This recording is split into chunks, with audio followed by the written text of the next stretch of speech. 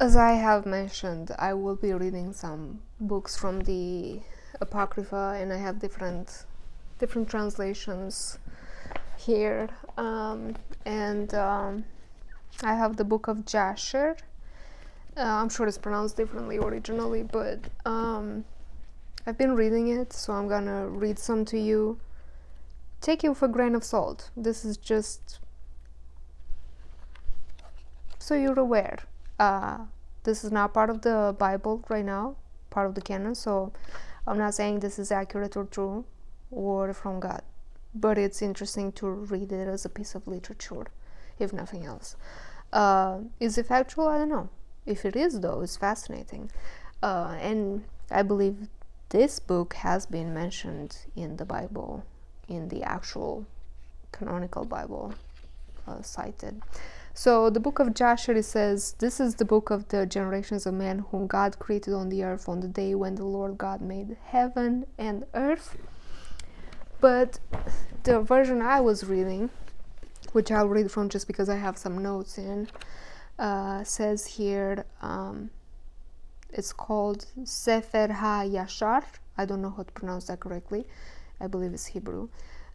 First edition was in 1552. It's a Hebrew midrash, also known as the Toledot Adam and Dibre HaYamim Be'aruk. The Hebrew title may be translated Sefer HaYashar, Book of the Correct Record, but it is known in English translation mostly as the Book of Jasher, following English tradition. The book is named after the book of Jasher mentioned in Joshua and 2 Samuel.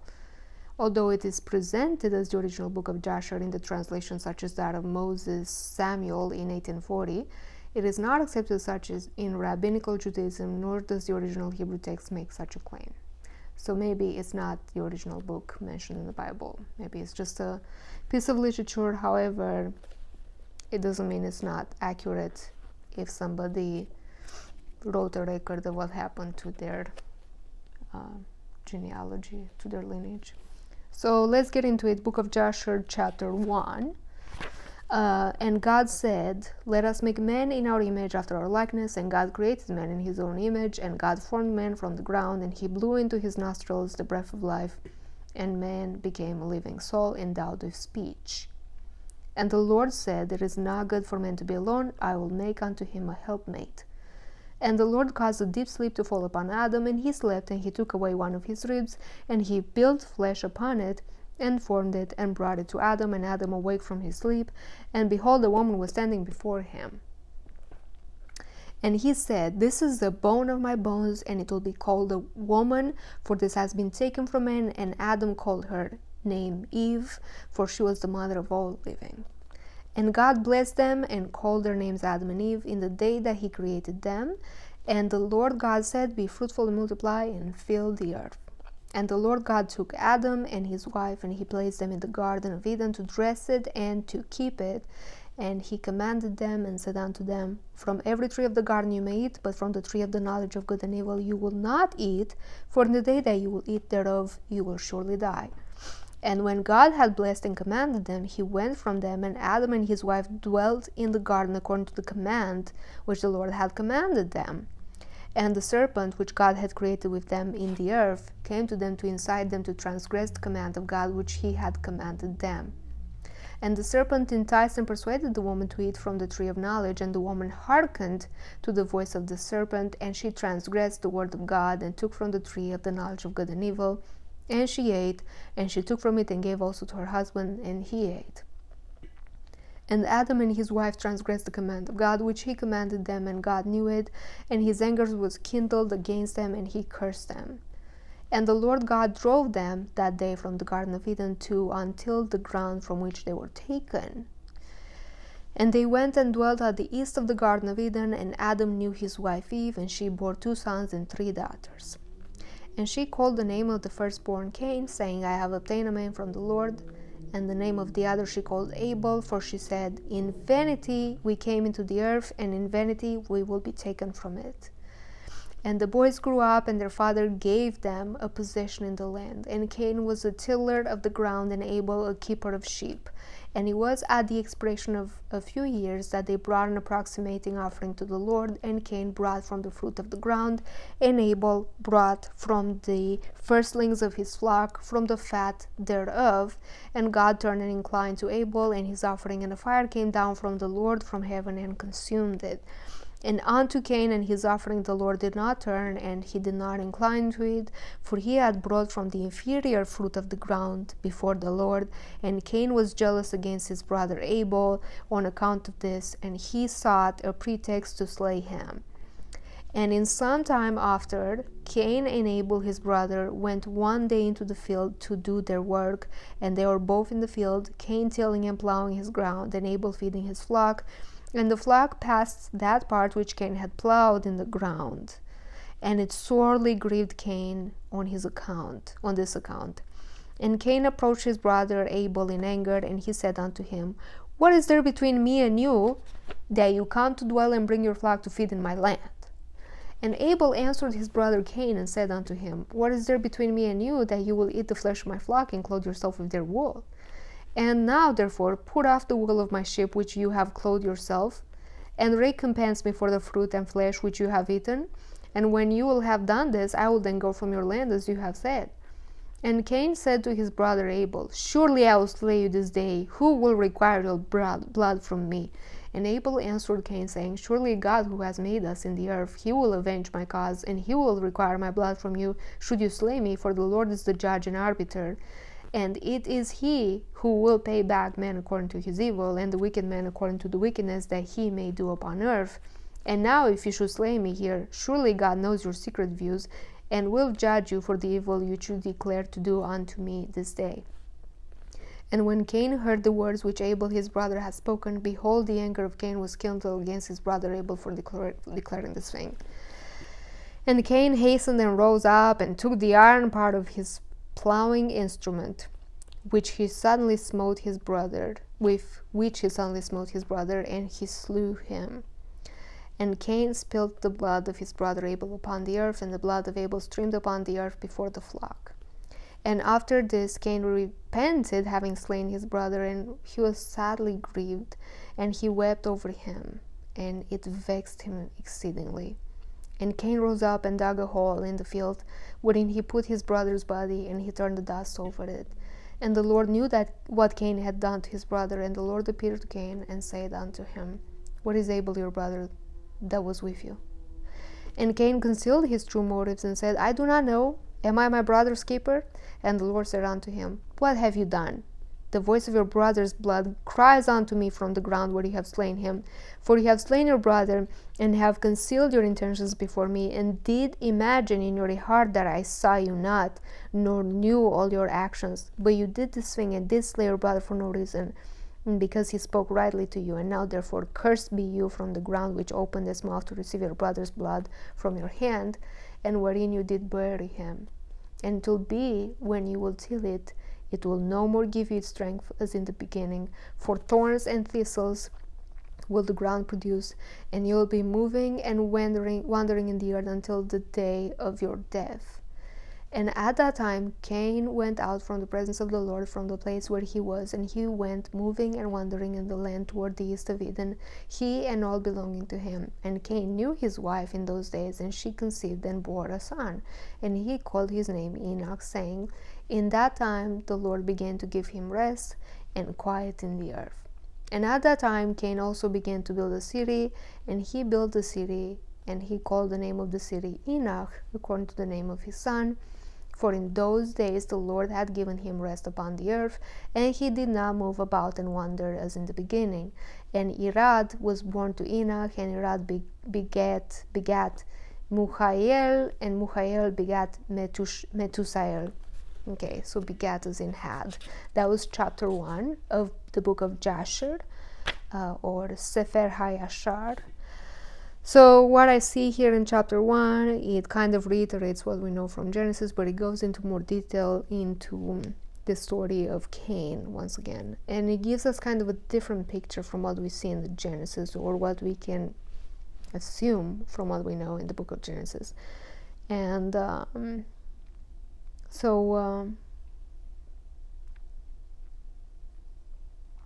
what mentions here differently from the book of Genesis is that Adam and Eve, after they were kicked out of the Garden of Eden, they went towards the east, which is the same as it was in the Genesis book, but they went to the east of the Garden of Eden, and they were brought to the ground from which they were taken. So now we have a clue that Adam was crafted from the ground at the east of the Garden of Eden. Okay. And they had 2 sons and 3 daughters. So they're mentioning the daughters this time. They had 2 sons and 3 daughters, and later they will get Seth and probably more daughters. But Cain, you can see that he was a bit selfish, stingy, maybe jealous, has some impulsive aggression. And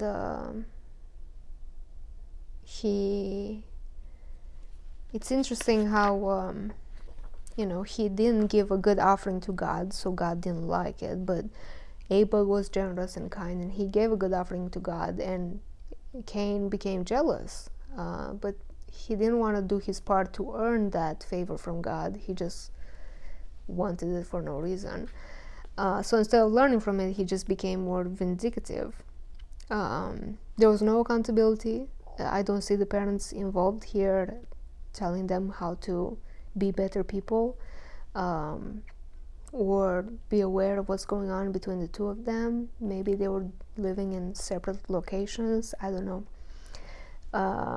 But you can see that he got mad because his brother was damaging with his flock the land he had worked on, which I understand. I empathize with Cain for the hard work he did, and that Cain made him upset. I empathize with him. And I just get this vibe that Abel was a goody two-shoes he was not a bad guy, but he was, like, the way he snapped back at Cain, it did trigger Cain's anger. It makes sense, and he should have been wise and known not to say those things, even though he was right. It was not the right time to have a confrontation with Cain when he was heated in the moment. It just made him more mad. It made him have an impulsive act of rage. So I empathize with both of them, but I understand where Cain is coming from. He should have controlled himself, but I understand that he was upset. I think they were still young and immature, and they didn't have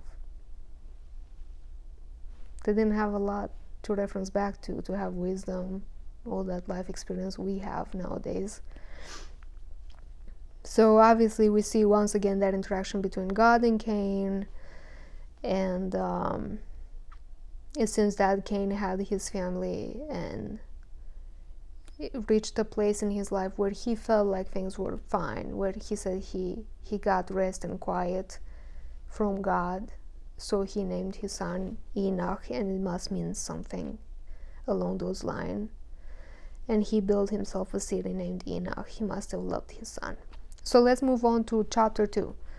I'm going to try to move faster through these books than through the actual Bible. So chapter 2 says, "And it was in the 130th year of the life of Adam upon the earth that he again knew Eve his wife, and she conceived and bore a son in his likeness and in this image, and she called his name Seth, saying, Because God has appointed me another seed in the place of Abel, for Cain has slain him. And Seth lived 105 years, and he begat a son. And Seth called the name of his son Enosh, saying, Because in that time the sons of men began to multiply, and to afflict their souls and hearts by transgressing and rebelling against God. And it was in the days of Enosh that the sons of men continued to rebel and transgress against God, to increase the anger of the Lord against the sons of men. And the sons of men went, and they served other gods, and they forgot the Lord who had created them in the earth. And in those days the sons of men made images of brass and iron, wood and stone, and they bowed down and served them. And every man made his god, and they bowed down to them. And the sons of men forsook the Lord all the days of Enosh and his children. And the anger of the Lord was kindled on account of their works and abominations which they did in the earth. And the Lord caused the waters of the river Gihon, to overwhelm them, and he destroyed and consumed them, and he destroyed the third part of the earth. And notwithstanding this, the sons of men did not turn from their evil ways, and their hands were yet extended to do evil in the sight of the Lord. And in those days there was neither sowing nor reaping in the earth, and there was no food for the sons of men, and the famine was very great in those days. And the seed which they sowed in those days in the ground became thorns, thistles, and briars, for from the days of Adam was this declaration concerning the earth, of the curse of God, which he cursed the earth on account of the sin which Adam sinned before the Lord. And it was when men continued to rebel and transgress against God, and to corrupt their ways, that the earth also became corrupt. And Enosh lived 90 years, and he begat Canaan. And Canaan grew up, and he was 40 years old, and he became wise, and he had knowledge and skill in all wisdom. And he reigned over all the sons of men, and he led the sons of men to wisdom and knowledge. For Canaan was a very wise man, and had understanding in all wisdom. And with this wisdom he ruled over spirits and demons. And Canaan knew by his wisdom that God would destroy the sons of men for having sinned upon earth, and that the Lord would in the latter days bring upon them the waters of the flood. And in those days Canaan wrote upon tablets of stone what was to take place in time to come, and he put them in his treasures. And Canaan reigned over the whole earth, and he turned some of the sons of men to the service of God. And when Canaan was 70 years old, he begat 3 sons and 2 daughters. And these are the names of the children of Canaan: the name of the firstborn Mahlalel, the second Enan, and the third Mered, and their sisters were Ada and Zillah. These are the 5 children of Canaan that were born to him. And Lamech, the son of Methusael, became related to Canaan by marriage, and he took his 2 daughters for his wives. And Ada conceived and bore a son to Lamech, and she called his name Jabal. And she again conceived and bore a son, and called his name Jubal. And Zillah, her sister, was barren in those days, and had no offspring. For in those days the Son of Man began to trespass against God, and to transgress the commandments which he had commanded to Adam, to be fruitful and multiply in the earth. And some of the sons of men caused their wives to drink a draught that would render them barren, in order that they might retain their figures, and whereby their beautiful appearance might not fade. And when the sons of men caused some of their wives to drink, Zillah drank with them. And the childbearing women appeared abominable in the sight of their husbands as widows, while their husbands lived. For the barren ones only, for to the barren ones only they were attached. And in the end of days and years, when Zillah became old, the Lord opened her womb.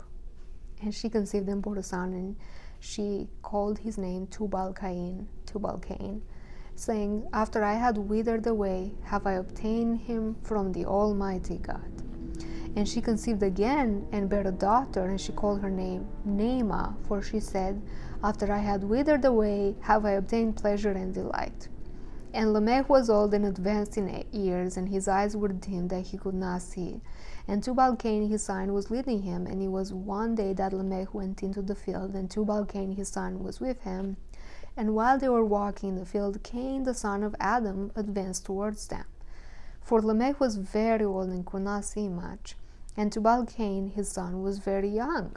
And Tubal-Cain told his father to draw his bow, and with the arrow he smote Cain, who was yet far off, and he slew him, for he appeared to them to be an animal.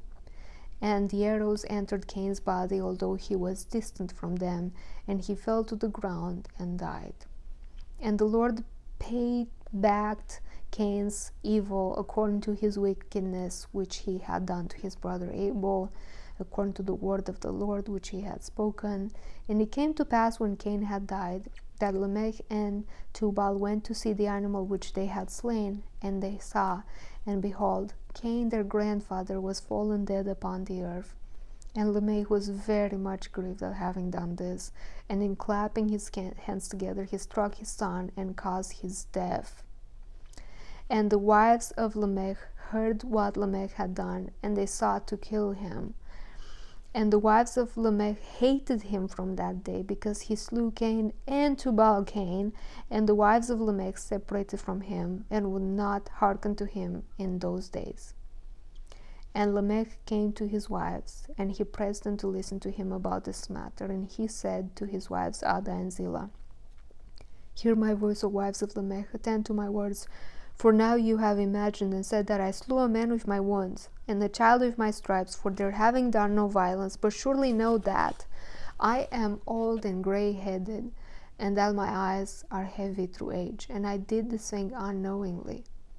And the wives of Lamech listened to him in this matter, and they returned to him with the advice of their father Adam. But they bore no children to him from that time, knowing that God's anger was increasing in those days against the sons of men, to destroy them with the waters of the flood for their evil doings.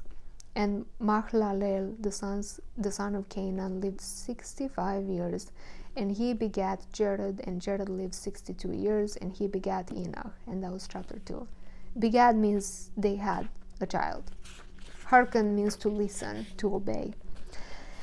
Okay, so what I see in chapter 2, that was a bit longer than chapter 1, but it's really interesting.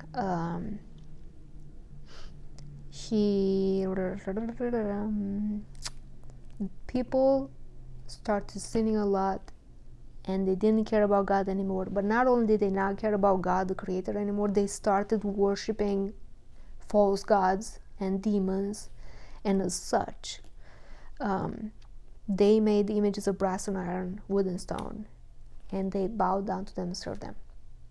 Okay, this is a problem. But first and foremost, you see how even since Cain, we see that they had things made out of iron and whatnot. They were already working with these metals from the beginning. So it's not that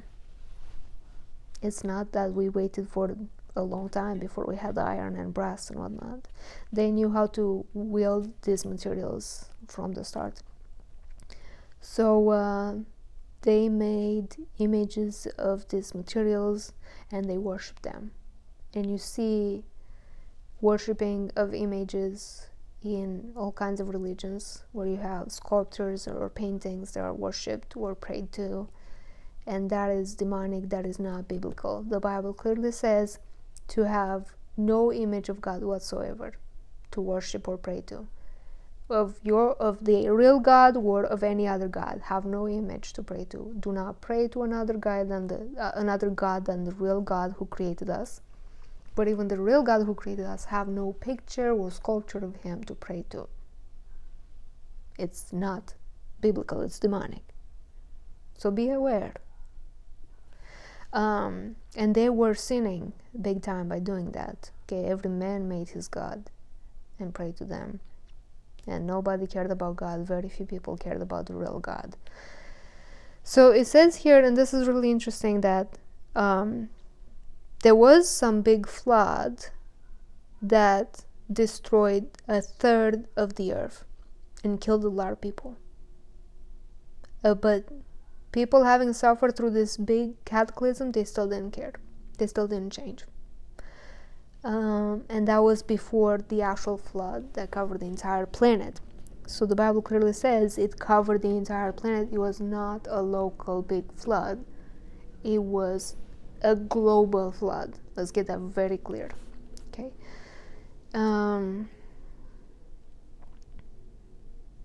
We see a lot of similarities with the book of Genesis, but it talks about Canaan. The translations are a bit different, so the names are a bit different, but they're the same people.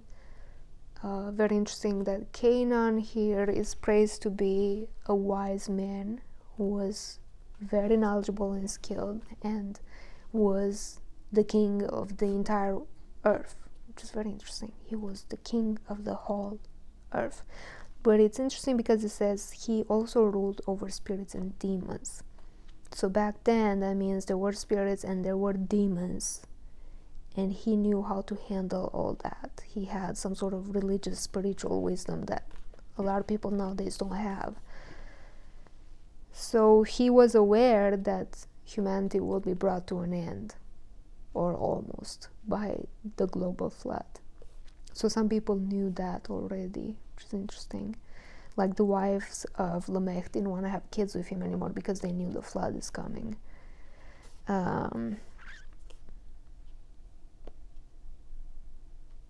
And here we have another interesting point that was not in Genesis. It says that man was so selfish and vain and corrupt that they cared about sensuality or sexuality and attraction in their trophy wives or something, that they would force them not to get pregnant and have kids. So they forced them to drink some sort of drink that made them unable to have kids. It sterilized them.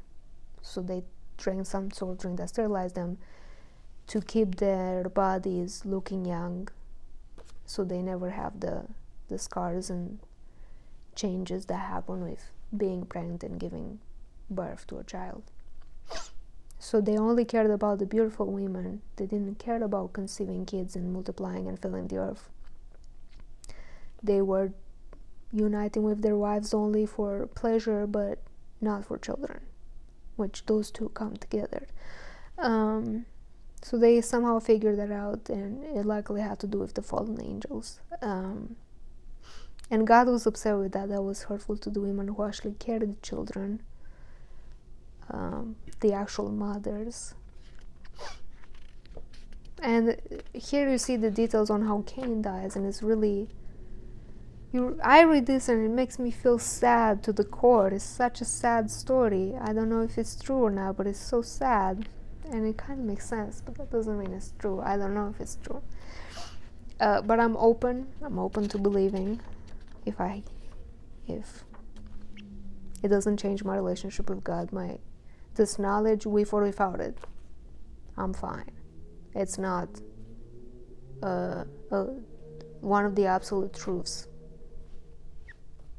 A story or literary or fictional, it doesn't change anything. So yeah, it's really sad how Cain was misunderstood from a distance. His grandson couldn't see him because he was close being blind, so he shot him with an arrow, thinking it was a dangerous animal. And this man was so sad. He knew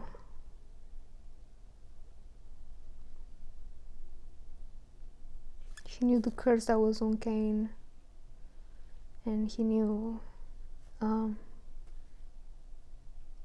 was all misunderstanding. He knew God will avenge him, but sooner or later everybody died in the flood. Okay, I'm gonna drink some Coke because I'm thirsty. Okay, so let's continue to chapter 3. This is an even longer chapter. I wish these chapters had some sort of titles, but they don't, sadly. So I don't even know what I'm about to read. So chapter 3 in the book of Jasher. And Enoch lived 65 years, and he begat Methuselah. And Enoch walked with God after having begotten Methuselah, and he served the Lord and despised the evil ways of man. And the soul of Enoch was wrapped up in the instruction of the Lord, in knowledge and in understanding, and he wisely retired from the sons of men, and secreted himself from them for many days. And he was at the expiration of many years, while he was serving the Lord and praying before him in his house, that an angel of the Lord called to him from heaven and he said, "Here I am." And he said, "Rise, go out from your house and from the place where you do hide yourself, and appear to the sons of men, in order that you may teach them the way in which they should go, and the work which they must accomplish to enter in the ways of God." And Enoch rose up according to the word of the Lord, and went out from his house, from his place, and from the chamber in which he was concealed, And he went to the sons of men and taught them the ways of the Lord, and at that time assembled the sons of men and acquainted them with the instruction of the Lord. And he ordered it to be proclaimed in all places where the sons of men dwelt, saying, Where is the man who wishes to know the ways of the Lord and good works? Let him come to Enoch. And all the sons of men then assembled to him, for all who desired this thing went to Enoch, and Enoch reigned over the sons of men according to the word of the Lord. And they came and bowed to him, and they heard his word. And the Spirit of God was upon Enoch, and he taught all his men the wisdom of God and his ways. And the sons of men served the Lord all the days of Enoch, and they came to hear his wisdom. And all the kings of the sons of men, both first and last, together with their princes and judges, came to Enoch when they heard of this wisdom, of his wisdom. And they bowed down to him, and they also required of Enoch to reign over them, to which he consented. And they assembled in all 130 kings and princes, and they made Enoch king over them, and they were all under his power and command. And Enoch taught them wisdom, knowledge, and the ways of the Lord, and he made peace among them, and peace was throughout the earth during the life of Enoch. And Enoch reigned over the sons of men 243 years, and he did justice and righteousness with all his people, and he led them in the ways of the Lord. And these are the generations of Enoch: Methuselah, Elisha, and Elimelech, 3 sons. And their sisters were Melchah and Naamah, and Methuselah lived 87 years, and he begat Lamech. And it was in the 56th year of the life of Lamech when Adam died. 930 years old was he at his death, and his 2 sons with Enoch and Methuselah his son buried him with great pomp, as at the burial of kings, in the cave which God had told him. And in that place all the sons of men made a great mourning and weeping on account of Adam. It has therefore become a custom among the sons of men to this day. And Adam died because he ate of the tree of knowledge, he and his children after him, as the Lord God had spoken. And it was in the year of Adam's death, which was the 243rd year of the reign of Enoch. In that time Enoch resolved to separate himself from the sons of men, and to secrete himself as at first, in order to serve the Lord. And Enoch did so, but did not entirely secrete himself from them, but kept away from the sons of men 3 days, and then went to them for 1 day. And during the 3 days that he was in his chamber, he prayed to and praised the Lord his God. And the day on which he went and appeared to his subjects, he taught them the ways of the Lord, and all they asked him about the Lord he told them. And he did in this manner for many years, and he afterward concealed himself for 6 days, and appeared to his people 1 day in 7, and after that once in a month, and then once in a year, until all the kings, princes, and sons of men sought for him, and desired again to see the face of Enoch and to hear his word, but they could not, as all the sons of men were greatly afraid of Enoch, and they feared to approach him on account of the godlike awe that was seated upon his countenance. Therefore no man could look at him, fearing he might be punished and die. And all the kings and princes resolved to assemble the sons of men, and to come to Enoch, thinking that they might all speak to him at the time when he should come out among them, and they did so. And the day came when Enoch went out, and they all assembled and came to him, and Enoch spoke to them the words of the Lord, and he taught them wisdom and knowledge, and they bowed down before him, and they said, May the king live, may the king live. And in some time after, when the kings and princes and the sons of men were speaking to Enoch, and Enoch was teaching them the ways of God, behold, an angel of the Lord then called unto Enoch from heaven, and wished to bring him up to heaven, to make him reign there over the sons of God, as he had reigned over the sons of men upon earth. When at that time Enoch heard this, he went and assembled all the inhabitants of the earth and taught them wisdom and knowledge and gave them divine instructions. And he said to them, I have been required to ascend into heaven. I therefore do not know the day of my going. And now therefore I will teach you wisdom and knowledge, and will give you instruction before I leave you, how to act upon earth whereby you may live. And he did so. And he taught them wisdom and knowledge and gave them instruction, and he reproved them, and he placed before them statutes and judgments to do upon earth, and he made peace among them, and he taught them everlasting life, and dwelt with them some time, teaching them all these things. And at that time the sons of men were with Enoch, and Enoch was speaking to them, and they lifted up their eyes, and the likeness of a great horse descended from heaven, and the horse paced in the air. And they told Enoch what they had seen, and Enoch said to them, On my account does this horse descend upon earth. The time is come when I must go from you, and I will no more be seen by you. And the horse descended at that time, and stood before Enoch, and all the sons of men that were with Enoch saw him. And Enoch then again ordered a voice to be proclaimed, saying, Where is the man who delights to know the ways of the Lord his God? Let him come this day to Enoch before he is taken from us. And all the sons of men assembled and came to Enoch that day, and all the kings of the earth with their princes and counselors remained with him that day.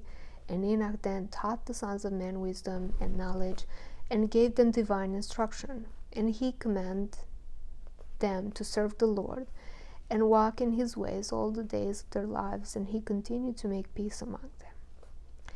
And it was after this that he rose up and rode upon the horse, and he went out, and all the sons of men went after him, about 800,000 men, and they went with him 1 day's journey. And the second day he said to them, Return home to your tents. Why will you go? Perhaps you may die. And some of them went from him, and those that remained went with him 6 days' journey. And Enoch said to them every day, Return to your tents, lest you may die. But they were not willing to return, and they went with him. And on the 6th day some of the men remained and clung to him, and they said to him, We will go with you to the place where you go. As the Lord lives, death only will separate us. And they urged so much to go with him that he ceased speaking to them, and they went after him and would not return. And when the kings returned, they caused the census to be taken in order to know the number of remaining men that went with Enoch. And it was upon the 7th day that Enoch ascended into heaven in a whirlwind with horses and chariots of fire. And on the 8th day all the kings that had been with Enoch sent to bring back the number of men that were with Enoch in that place from which he ascended into heaven.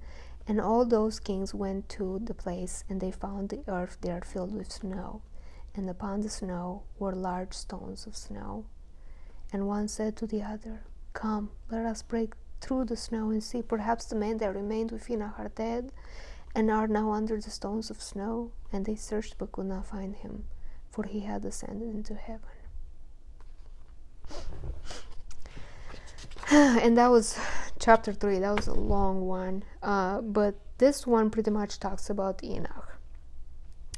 And it says that he was spending a lot of time hidden by himself, praying to God and serving God. And an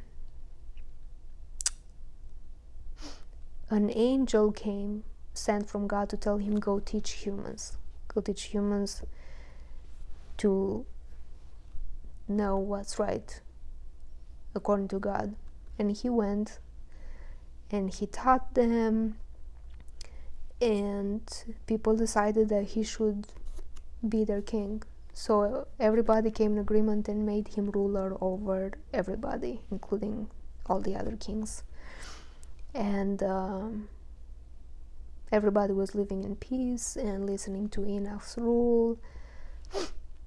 So he reigned for 243 years and did justice and righteousness with all his people. Very interesting. I am sure that not everybody came and listened to what he was teaching, but he was given rule over everybody by the actual kings and princes during that time. So it says that Adam died during Lamech's time at the age of 930, when Lamech was 56, which corresponds, I believe, with the genealogy in the Genesis book. And they buried him in a cave, according to what God ordained. Okay. Then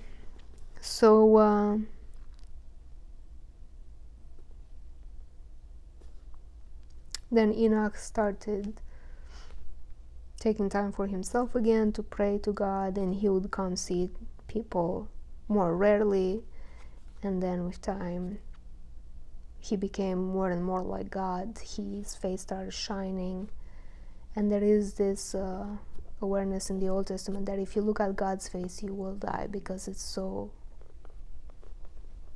otherworldly. It's a whole nother level of an experience. So people die when they stare at God, if they had to see him in person with their physical eyes.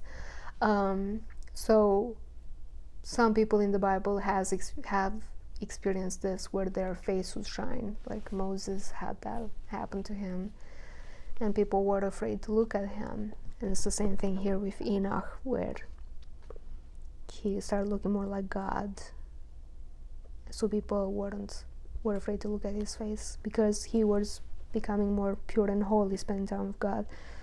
So then it's interesting here, because it says another angel was sent from God to tell Enoch to come to heaven. So he wasn't to live on earth anymore, but to ascend to heaven to reign over the sons of God, which is interesting. When they tend to say the sons of God, they refer to the angels who are serving God in God's presence. So he was to be a human ruling over all these angels for God, and live forever. And this is really interesting. He ascended to heaven in some sort of chariot of fire with horses that were walking and running up in the air, almost like reindeers. The way reindeers are portrayed with Santa Claus, honestly, this is how it's described. It says they were pacing in the air. So